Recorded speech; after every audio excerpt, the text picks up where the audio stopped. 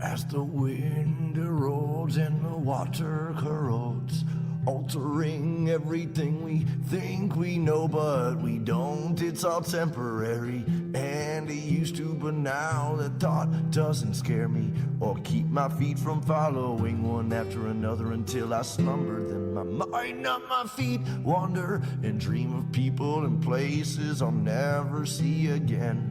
I've mended as much mental anguish as I can, and now I try to use this language to take these thoughts from my head to my pen. Cause though I don't speak of my dead friends or the circumstances, often the blow never softens or yields.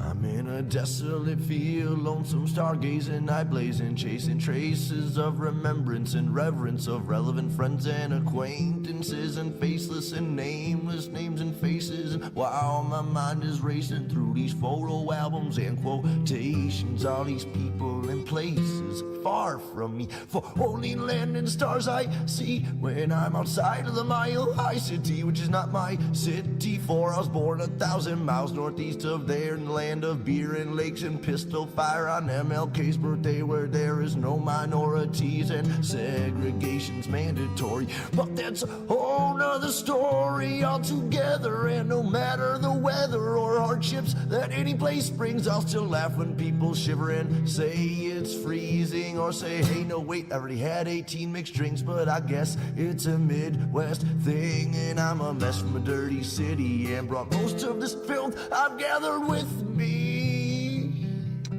Here we are on episode 13 of Experience Andy Weins Live. Today, we're going to talk about planning the work and working the plan. We talked about goals and dreams and desires and BHAGs. Now, let's put it in action with the best daily practices to ensure that you live the life you want to live.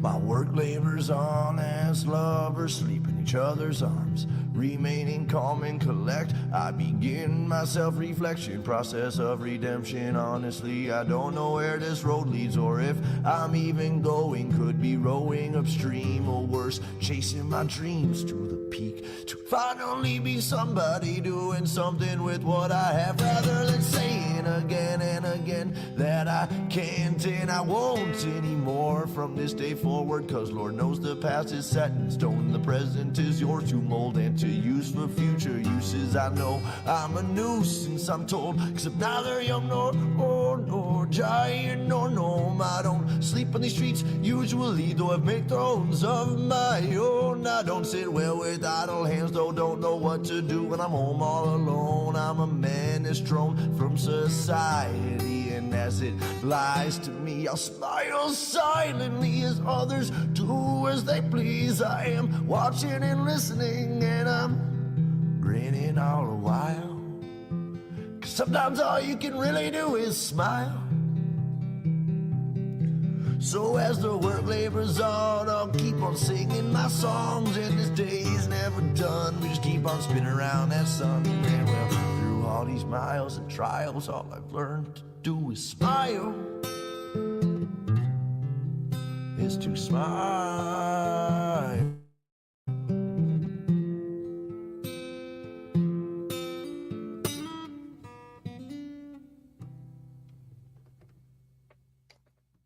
Welcome to episode 13 of Experience Andy Weins Live.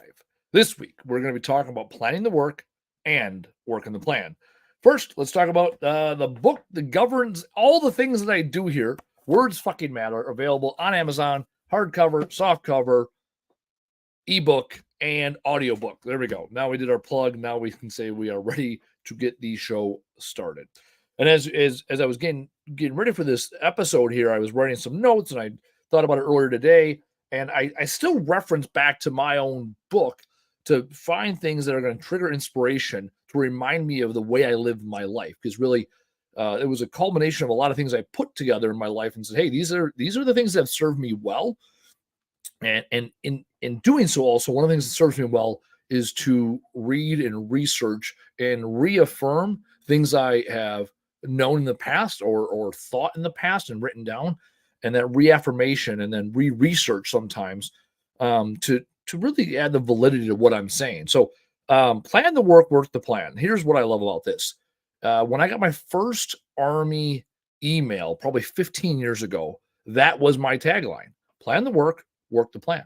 And because in the military, we often say a plan only survives first contact. So what that means is you have a great plan, and then some outside force, typically the enemy, is going to engage with you. And at that point, the plan goes to shit. And then we have to adjust. It is better to have that plan and prepare for the adjustment than no plan at all. And have contingency plans built in so that when something happens, you have a plan for it. And again, that's the power of language, not if. If leads this idea that it may or may not is it's like not really subjective. It's this is what I'm looking for here. What am I looking for? Taylor, what am I looking for here? Taylor's in the other room. He can hear me. He can't really talk to me on the side of the screen. There's a word I'm looking for here. It leads the variable. We'll just leave it at that. Like the luck gets to play it and all this. But what are you saying? Words. He just said words. The importance of words. The point is, when you say if, there's a chance it doesn't happen. When you say when, you're predicting it's going to happen. Then you can be proactive in your response. Often in the military, we say, oh, we're going to what if this to death. Well, no. Let's look at the 3 most likely things that may happen. We look at likelihood and how catastrophic they are, and what can we do to mitigate those things. And so in the military, we have our CCIRs, which is a critical incident reports, and we have other reports. I can't think of the name of it offhand right now. Where basically you gauge the level of risk of it's basically a risk matrix going into every mission, and then from you say, okay, how do we mitigate the risk? What can we do before the mission, during the mission, and after the mission to mitigate some of these risks? So there's a few things I do every day to put myself in a position for success. And it's taken years to develop these good habits. We know it takes 21 days to form a habit. It takes 5 days to lose a habit. So these are things that I habitually do that put me in a place for success. And so we'll start from the beginning. So during the week, I set my alarm for 6:15. I also have the temperatures set in my house for a wake up at 6 a.m. So my house starts to heat. It's 60. I keep my house at 63 overnight, 71 from 6 a.m. to 7 a.m. That motivates me. I start warming up. I naturally start waking up, and also motivates me, especially this time of year, to get out of my bed when otherwise it's cold, right? It's cold overnight, so I sleep well, so it's already warm. I have the same exact routine every morning. It takes me 10 minutes to get out the door. So I go to the bathroom, I walk over, I start my coffee, I go do everything I need to do in the bathroom, I come out, I put my clothes on, I put my cream in my coffee, and I go out the door. And my clothes are laid out in the same spot every day. I've simplified my life by wearing the same outfit the last 7 years. I wear a black t-shirt, same camo crew ball cap, camo pants, work boots, same outfit every day. That I lay out the night before. When I get up, a lot of people have the habit of either turning the radio on or music or videos or anything like that. I choose not to look at my phone. I look at my phone first thing if there's any messages, because I do want a business, anything overnight. And then my goal is to not look at my phone. My goal is to get to work without talking to anybody. So I'm not watching videos. I'm not checking Facebook. I'm not looking at emails. All I do is get up. I put every day, I drive to work. It's 14 minutes. And I put GPS on every morning, because that's my confidence. Okay, I'm gonna get to work on time. Or if there's an unforeseen thing, the all-knowing GPS sees it. I don't understand how people these days get lost going places or arrive super late because like, oh, there's traffic. It's like, well, every time I get in my car, I plug it in. I have my GPS there, and I'm known for knowing how to get places. I love knowing how to get places. I love figuring out where I am, north, south, east, west. Like I pretty much always know my orientation. Right now I'm facing north, that's east, right? However, every time I get in my car, I always GPS where I'm going, because although I always know where I'm going, I often forget. So that's one thing I do. I always put it in, even on my way to work, I put it in my GPS I don't want to forget where I'm going. Not that I'm going to be going somewhere else, or sometimes I have to go to networking events first thing in the morning. I don't have to, I get to go to networking events first thing in the morning. And also then I can see where traffic is. So if there is a slowdown, I know now before I'm actually in the slowdown, and I can call people, let them know whether I'm running late or not. Once I get to work, I have my calendar set up every day. A lot of people that look at me and they see my calendar at work, they're like, oh my God, that would give me anxiety. I'm the opposite. When I don't plan out my calendar accordingly, I am not effective. And I plan out my calendar on Mondays for the entire week, right? I should say I plan out. I verify my calendar every Monday. I build it the Friday before. That way, I prioritize typically the things I don't want to do, the things that are mundane to me. I load up early in the week to do those. So Mondays are for the mundane. Mondays are for meetings. Mondays are for marketing. Mondays are the things that I generally would otherwise avoid. Also, I do this show on Mondays because I'm fresh. I know that I'll make it a priority on Mondays. By Wednesday, Thursday, Friday, I will find a reason not to do it. Same with the Trash Talk Business Podcast. Do it right after that. It is planned out. Fridays are for the future. I got to earn my time on Friday to use my God-given talents and ability to plan, to have the vision for the future. That's where I would love to live all day, and yet I have to earn it by the time I get to Friday in order for it to be successful. Next thing I do in the morning, I do not drink coffee in the first 90 minutes I'm awake. No decaf, or regular coffee rather. No regular coffee first 90 minutes I'm awake.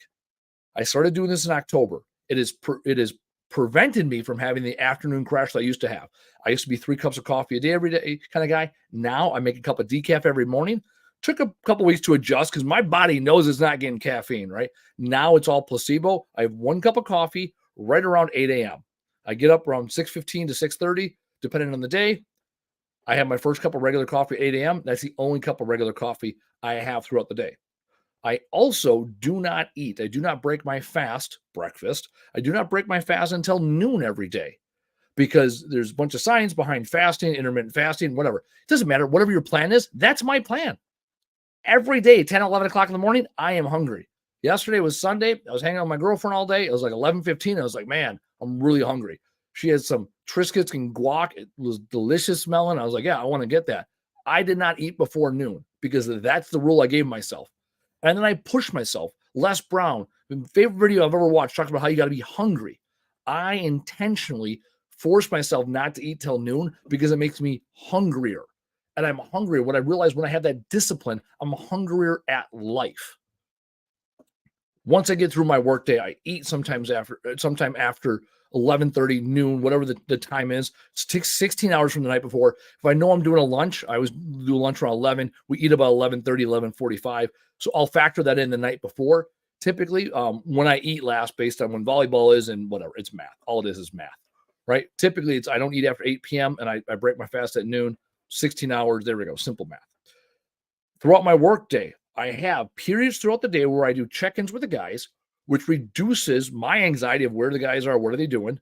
And also I have given meetings every day. We have a meeting every day at 16:30 where we go over tomorrow's schedule. It's posted. Everyone adheres to it. That way we're set up for success. We have a meeting in the morning. We have a meeting in the afternoon every day. Other thing I do, 1700 or 1600 or 1800, 2000, whatever time I leave my laptop at work. When I take my laptop home during the week, I end up just continuing to work.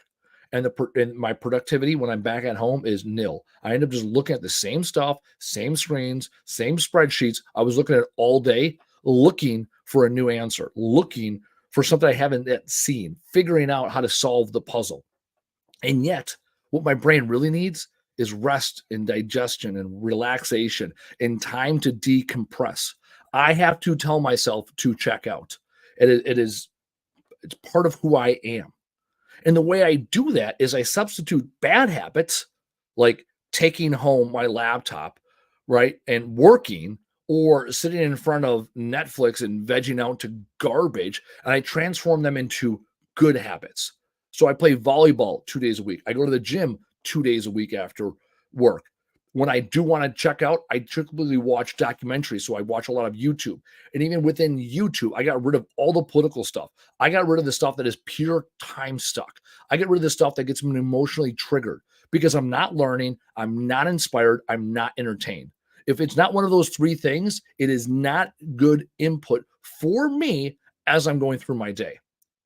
As I'm getting ready to wrap up my day, typically if I'm going to the gym or volleyball, I come home, I will either eat before I go to volleyball, depending on how late it is. But if it's like tonight, let's say tonight, for example, I'm going to the gym at 7 p.m.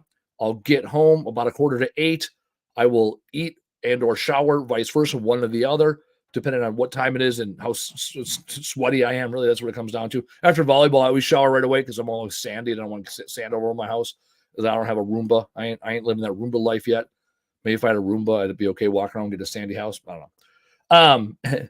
And then I start my bedtime routine, even to a point where I have a reminder on my phone every day at 2300, 11 p.m. It's time to go to bed. I know I need 7 hours. That's the number. 8 hours would be great. If I crawl into bed, typically when I crawl into bed before 10 a.m., I lay there till 10:30, 11:15. I know if it's 11 o'clock, my phone is telling me it's time to go to bed. It's already late time to go to bed. It's going to set tomorrow up for failure. Throughout the day, those are what I have found to be my best practices based on 39 years of research and development doing different things. Whether it's going to the gym 2 days a week, volleyball 2 days a week, fasting every single day, taping my mouth shut at night so I breathe through my nose, not doing caffeine the first 90 minutes awake. I haven't had a drop of alcohol since March 18th of this year. All of these things are the things I do every day to plan out my body in my mind, and I've yet to do a real thing.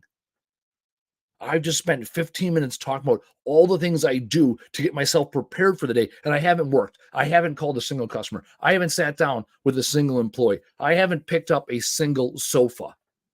All I've done is focus on planning out my day. Yes, there are days I'm going to get home late from volleyball and eat at 10:30, 11 o'clock at night. That's a fact.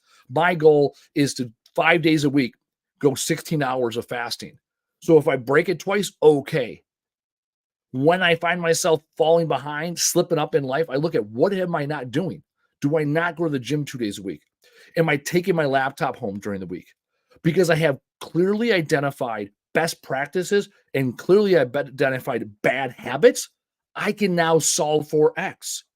And I give myself the liberty and grace. When I need to get caught up on work, I work Saturday mornings. It's typically quiet. I can get a lot of stuff done. I'm not concerned. It's not during the week. I'm fresh. Get up 9, 10 o'clock on a Saturday after I sleep in. I can work. Things are good. I give myself the grace and put solutions in place. My challenge to you is simple. When you've been listening to all these episodes, we've gone over different things from time studies to making SMART goals to having your BHAG, your big, hairy, audacious goal. Now start looking at what do your best days look like? What did you do? What didn't you do? What are some things that you know are no longer serving you? And instead of just doing that straight up stop, we've talked about that with start, stop, continue methodology of change. Instead of just stopping, what are you going to continue to do that's a good habit, or what new habit can you form? Maybe you came home and played a bunch of video games and now you're going to go for a walk. Maybe you would stop and get fast food and now you're going to stop and go to the grocery store, or stop and get quick service, right? The Chipotles of the world are better than the Taco Bell. I'm not saying you're eating pure and clean and keto or vegan or whatever it is. However, moving the needle a little bit in the right direction is still a little bit in the right direction. Figure out what things you can do habitually to put in your routine to put yourself in the best position to be successful. I'm interested to know if there are things you're already doing. Hit me up. Shoot me an email. You can hit me up here. You can hit me up on LinkedIn. Hit me up in an email, aweins@greenupsolutions.org. I want to know what you're doing so I can share it with others and possibly incorporate it into my world. I appreciate you joining me. Find your routine. And as always, do the fucking thing. Tell the fucking world and show the fuck up. Well, through all these miles and trials, all I've learned to do is smile. Is to smile.